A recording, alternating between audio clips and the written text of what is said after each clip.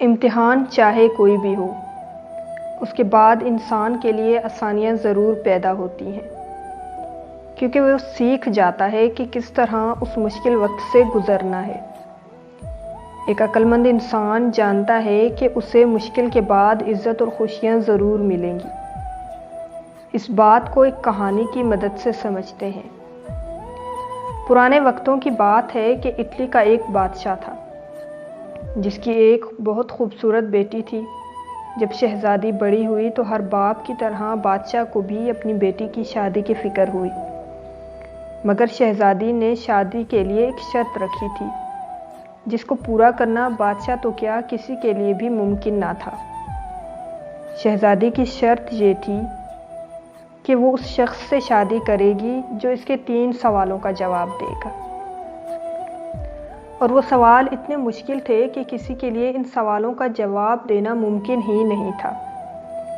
اسی لیے بادشاہ نے اعلان کر رکھا تھا کہ جو بھی شہزادی کے ان 3 سوالوں کا جواب دے گا، اس سے شہزادی کی شادی کر دی جائے گی۔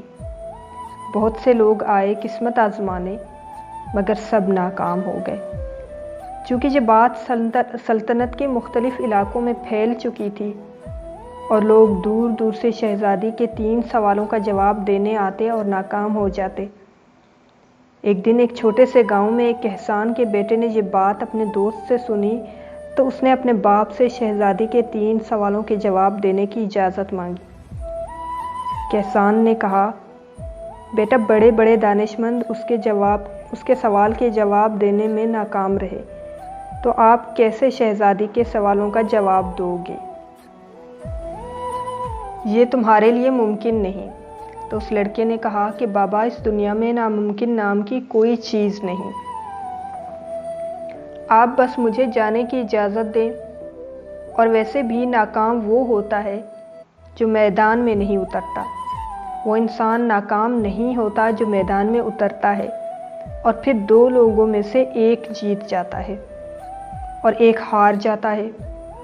ہارنے والا میدان میں اترنے کے بعد اپنی کی گئی غلطی کو سمجھ جاتا ہے کہ جس کی وجہ سے وہ ہار جاتا ہے، اور اس علم کی وجہ سے وہ اگلی بار اچھی طرح کھیلتا ہے، جبکہ میدان میں نہ اترنے والا تو سمجھ ہی نہیں پاتا کہ اصل میں اس کے اندر کیا کیا کمزوریاں ہیں۔ کہسان نے اپنے بیٹے کو بادشاہ کے محل میں جانے کی اجازت دے دی، اور یوں وہ لڑکا شہزادی کے 3 سوالوں کا جواب دینے پہنچ جاتا ہے۔ محل میں تمام درباری اکٹھے ہوتے ہیں، بادشاہ، ملکہ اور شہزادی بھی محل میں بیٹھے ہوتے ہیں۔ بادشاہ اور ملکہ نے لڑکے کو کہا، تو آپ شہزادی کے 3 سوالوں کا جواب دینے آئے ہو؟ لڑکے نے کہا، جی۔ اور پھر بادشاہ اور ملکہ نے شہزادی کو اجازت دی کہ وہ اپنے 3 سوالوں کا جواب پوچھے۔ شہزادی کا پہلا سوال تھا۔ شہزادی نے شہادت کی انگلی اوپر اٹھائی تو لڑکے نے شہادت والی انگلی کے ساتھ والی دوسری انگلی بھی اوپر اٹھائی، مطلب شہادت کی انگلی اور اس کے ساتھ دوسری انگلی، 2 انگلیاں اوپر اٹھائی۔ ملکہ مسکرائی اور کہا کہ آپ کے سوال کا جواب درست ہے۔ اب شہزادی نے دوسرا سوال کیا۔ شہزادی اسٹیج کے سامنے آئی اور اپنی تلوار ہوا میں لہرائی۔ لڑکے نے جواب میں اپنا پین اپنی جیب سے نکالا اور اسے ہوا میں بلند کیا۔ ملکہ مسکرائی اور کہا کہ آپ کے دوسرے سوال کا جواب بھی درست ہے۔ اب شہزادی نے تیسرا سوال کیا۔ شہزادی اپنی جگہ سے اٹھی اور تیزی سے سیڑھیاں اوپر چڑھ گئی، اور پھر تیزی سے نیچے اتر کر واپس اپنی جگہ پر بیٹھ گئی۔ اب کی بار لڑکا سوچ میں پڑ گیا، کیونکہ تیسرا سوال مشکل تھا اور سب کی نظر لڑکے پر تھی، اور سب اس کے جواب کے منتظر تھے۔ تب لڑکے نے دھڑکتے دل کے ساتھ کھڑے ہو کر اپنے دل پر ہاتھ رکھا۔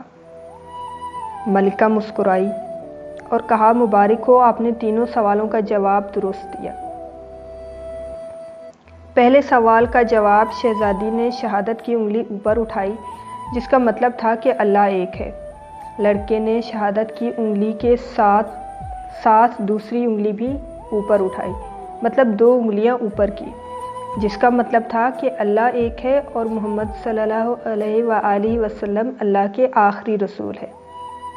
شہزادی کا دوسرا سوال تھا کہ کیا تلوار سے زیادہ طاقتور کوئی چیز ہے اس دنیا میں؟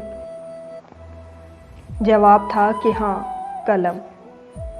شہزادی کا تیسرا سوال تھا جب شہزادی تیزی سے سیڑھیاں چڑھی اور پھر تیزی سے نیچے اتر آئی اور پھر اپنی جگہ پر جا کر بیٹھ گئی، تو اس کا مطلب تھا کہ میرا جسم تھک گیا ہے اور اب میں ریسٹ کی پوزیشن میں ہوں، مگر کیا چیز ہے جو اب تک میرے جسم میں نہیں تھکا اور کام کر رہا ہے؟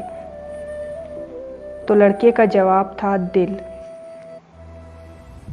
تو ویورز، اس طرح اس عقل مند لڑکے نے تینوں سوالوں کے جواب دیے اور بادشاہ نے اس لڑکے کی شادی شہزادی سے کر دی۔ زندگی میں مشکلات آتی رہتی ہیں، مختلف قسم کے امتحانات بھی آتے ہیں، لیکن اگر ہم اپنے دماغ کو فوکس اور دھیان کو کنٹرول میں رکھیں تو ہم ہر چیز کو بہت آرام سے اور آسانی سے حاصل کر سکتے ہیں۔